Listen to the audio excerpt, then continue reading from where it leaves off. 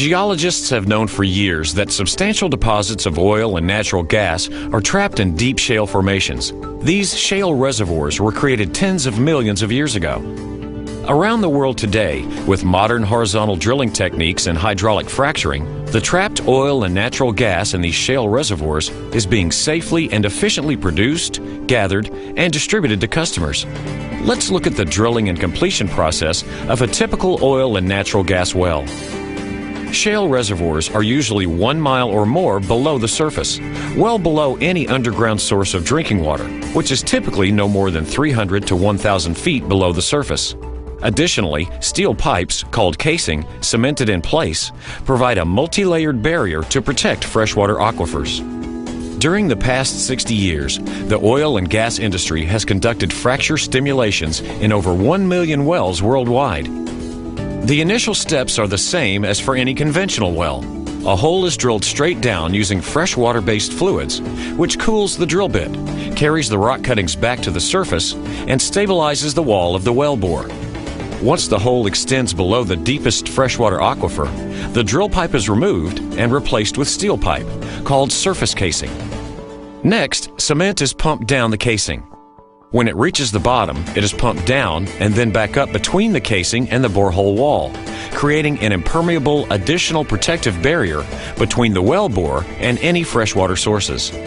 In some cases, depending on the geology of the area and the depth of the well, additional casing sections may be run and, like surface casing, are then cemented in place to ensure no movement of fluids or gas between those layers and the groundwater sources. What makes drilling for hydrocarbons in a shale formation unique is the necessity to drill horizontally. Vertical drilling continues to a depth called the kickoff point.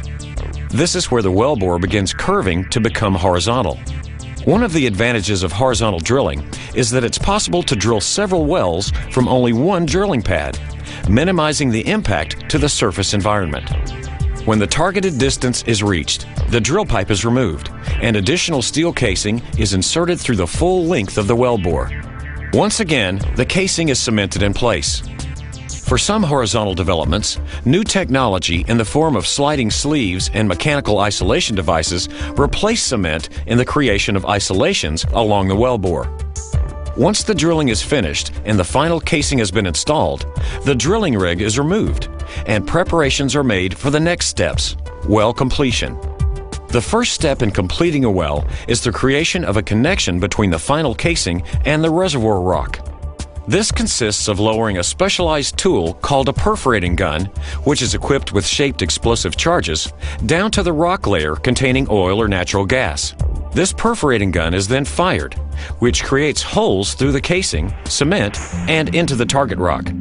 These perforating holes connect the reservoir and the wellbore. Since these perforations are only a few inches long and are performed more than a mile underground, the entire process is imperceptible on the surface. The perforation gun is then removed in preparation for the next step, hydraulic fracturing. The process consists of pumping a mixture of mostly water and sand, plus a few chemicals, under controlled conditions into deep underground reservoir formations. The chemicals are generally for lubrication, to keep bacteria from forming, and help carry the sand. These chemicals typically range in concentrations from 0.1 to 0.5% by volume and help to improve the performance of the stimulation. This stimulation fluid is sent to trucks that pump the fluid into the wellbore and out through the perforations that were noted earlier. This process creates fractures in the oil and gas reservoir rock. The sand in the frac fluid remains in these fractures in the rock and keeps them open when the pump pressure is relieved. This allows the previously trapped oil or natural gas to flow to the wellbore more easily. This initial stimulation segment is then isolated with a specially designed plug, and the perforating guns are used to perforate the next stage. This stage is then hydraulically fractured in the same manner. This process is repeated along the entire horizontal section of the well, which can extend several miles. Once the stimulation is complete, the isolation plugs are drilled out and production begins. Initially water and then natural gas or oil flows into the horizontal casing and up the wellbore. In the course of initial production of the well, approximately 15 to 50% of the fracturing fluid is recovered. This fluid is either recycled to be used on other fracturing operations or safely disposed of according to government regulations. The whole process of developing a well typically takes from 3 to 5 months, a few weeks to prepare the site, 4 to 6 weeks to drill the well, and then 1 to 3 months of completion activities, which includes 1 to 7 days of stimulation. But this 3 to 5 month investment can result in a well that will produce oil or natural gas for 20 to 40 years or more.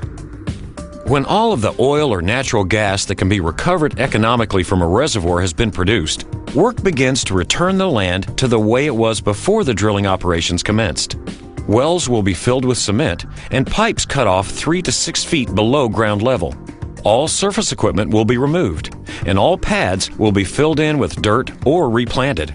The land can then be used again by the landowner for other activities, and there will be virtually no visual signs that a well was once there. Today, hydraulic fracturing has become an increasingly important technique for producing oil and natural gas in places where the hydrocarbons were previously inaccessible. Technology will continue to be developed to improve the safe and economic development of oil and gas resources.